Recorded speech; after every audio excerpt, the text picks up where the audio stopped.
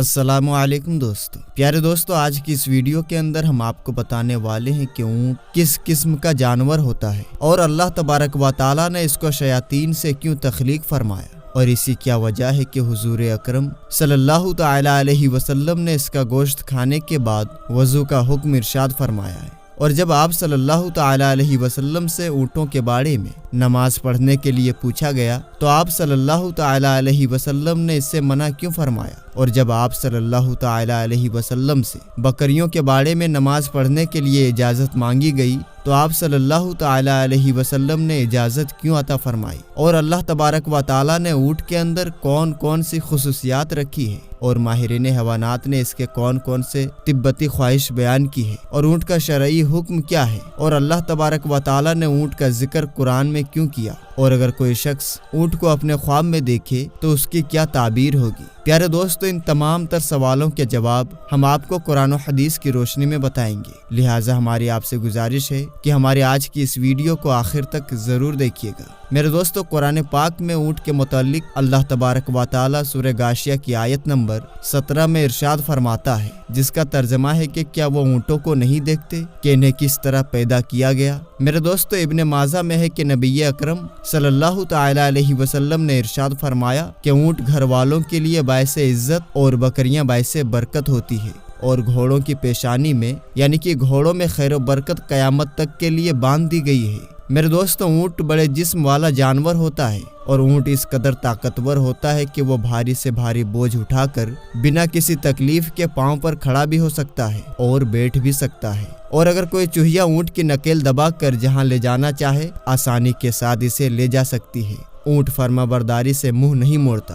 ऊँट की पीठ इतनी वसी यानी फैली हुई होती है कि इंसान अपना सारा साजो सामान और खाने पीने की चीजें, जरूरी बर्तन, गद्दा, तकिया और कपड़ों वगैरह के साथ सवारी कर सकता है और सवार करने वाले को ऐसा लगेगा जैसे कि वो अपने घर में बैठा हुआ है। इन सब चीजों के साथ साथ ऊँट इस मसनूई घर को लेकर फिरता रहता है और अल्लाह तबारक व तआला ने ऊँट की लंबी गर्दन इसलिए बनाई है ताकि वो बोझ लेकर आसानी के साथ बैठ जाए और भारी बोझ उठा सके। और ऊँट को रेगिस्तान का जहाज भी कहा जाता है। ऊँट को पानी पर सफर करने की जबरदस्त ताकत है। चुनांचे अगर ऊँट को सफर में 10 दिन तक पानी ना मिले तब भी ऊँट सफर कर सकता है। इसी तरह ऊँट हर उस घास को खा जाता है जिसे दूसरे जानवर नहीं खाते। इसी वजह से ऊँट को सारे जानवरों का सूफी भी कहा जाता है, क्योंकि वो खाने पीने में किसी किस्म का कोई नखरा नहीं करता। और जानवरों के डॉक्टर का कहना है कि जिस वक्त ऊँट गुस्से में होता है तो वो किसी की भी परवाह नहीं करता। गुस्से की हालत में ऊँट बदखल्क हो जाता है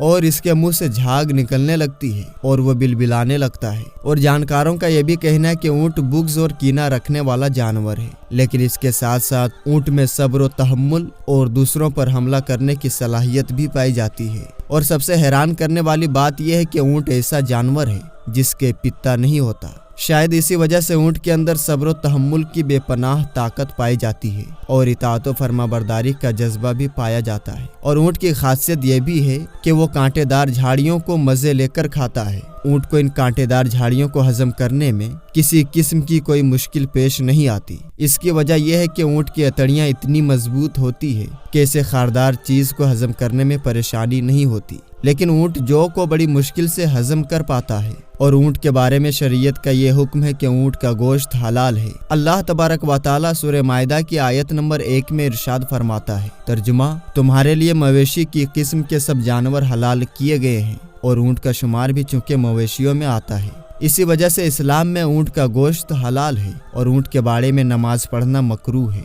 ऊँट के बाड़े से मुराद वो जगह है जहाँ पर ऊँट पानी वगैरह पीकर आराम करती हैं। सुनने अबू दाऊद, सुनने तिरमिजी और इब्ने माजा में बर्रा बिन आजिब रदी अल्लाह ताला अन्हो की रिवायत नकल की गई है। हजरत बर्रा बिन आजिब रदी अल्लाह ताला अन्हो से रिवायत है कि नबी अकरम सल्लल्लाहु ताला अलैहि वसल्लम से ऊँट का गोश्त खाने के बाद वज़ू के बारे में सवाल किया गया तो आप सल्लल्लाहु ताला अलैहि वसल्लम ने इरशाद फरमाया कि वज़ू कर लिया करो। फिर आप सल्लल्लाहु ताला अलैहि वसल्लम से बकरी का गोश्त खाने के बाद वज़ू के बारे में पूछा गया तो आप सल्लल्लाहु ताला अलैहि वसल्लम ने इरशाद फरमाया कि तुम इसके बाद वज़ू ना किया करो। پھر آپ صلی اللہ تعالی علیہ وسلم سے اونٹوں کے بارے میں نماز پڑھنے کے بارے میں سوال کیا گیا تو آپ صلی اللہ تعالی علیہ وسلم نے ارشاد فرمایا کہ تم اونٹوں کے بارے میں نماز نہ پڑھا کرو، اس لیے کہ وہ شیطانوں کا ٹھکانہ ہے۔ پھر بکری کے بارے میں نماز پڑھنے کے بارے میں سوال کیا گیا تو آپ صلی اللہ تعالی علیہ وسلم نے ارشاد فرمایا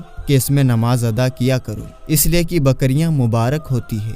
اور حضرت عبداللہ بن مغفر رضی اللہ تعالیٰ عنہ سے مروی ہے کہ نبی اکرم صلی اللہ تعالی علیہ وسلم نے ارشاد فرمایا کہ اونٹ شیطانوں سے پیدا کیے گئے ہیں۔ پیارے دوستو، علماء کرام میں اونٹ کا گوشت کھانے کے بعد وضو کرنے کے بارے میں الگ الگ رائے پایا جاتا ہے۔ کچھ علماء کہتے ہیں کہ اونٹ کا گوشت کھانے کے بعد وضو کرنا ضروری ہے، لیکن کچھ کہتے ہیں کہ اونٹ کا گوشت کھانے کے بعد وضو نہیں ٹوٹتا، اور علماء کرام کی کثیر جماعت کا اس پر اتفاق ہے، اور یہی مذہب صحابہ کرام علیہم رضوان میں سے خلفائے ارواح حضرت ابو بکر صدیق، حضرت عمر، حضرت عثمان اور حضرت مولا علی رضی اللہ تعالیٰ عنہم کا ہے۔ اور یہ جو حدیث کے اندر ارشاد فرمایا گیا ہے کہ اونٹ کو اللہ تبارک و تعالیٰ نے شیطانوں سے پیدا فرمایا ہے، علماء کرام کا کہنا ہے کہ اس کا مطلب یہ ہے کہ اونٹوں کے ساتھ شیاطین ہوتے ہیں۔ اسی وجہ سے حضور نبی کریم صلی اللہ تعالی علیہ وسلم نے اونٹوں کے بارے میں نماز پڑھنے سے منع فرمایا ہے۔ اور کچھ علماء کا کہنا ہے کہ اس سے مراد یہ ہے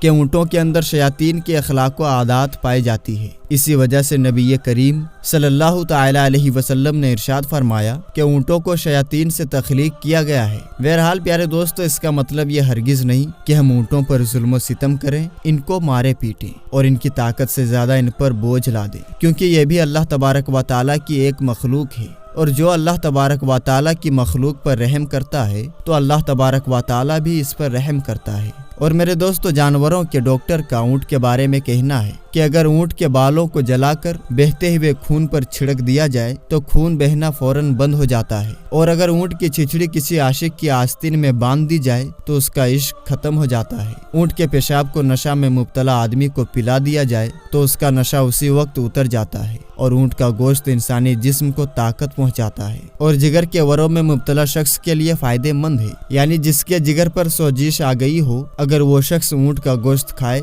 تو اس کے لیے فائدہ مند ہے۔ اور اونٹ کو خواب میں دیکھنے کے بارے میں اہل علم کا کہنا ہے کہ اگر کسی شخص نے خواب میں دیکھا کہ وہ 100 اونٹوں کا مالک ہو گیا ہے تو اس کی تعبیر یہ ہوگی کہ وہ باعزت لوگوں کی حکمران بنے گا اور اسے بہت سا مال ملے گا۔ اسی طرح اگر کسی نے خواب میں دیکھا کہ وہ اونٹنیوں کے ریوڑ کا مالک ہو گیا ہے یا اسے کوئی بکری یا اونٹ مل گیا ہے تو اس کی بھی یہی تعبیر ہوگی۔ اور اگر کسی شخص نے خواب میں مویشی چوپائے دیکھے اس حال میں کہ اس نے انہیں چرانے کے لیے چھوڑ دیا ہے تو اس کی تعبیر یہ ہوگی کہ اللہ تبارک و تعالیٰ کی طرف سے اسے کوئی نہ کوئی نعمت ملے گی۔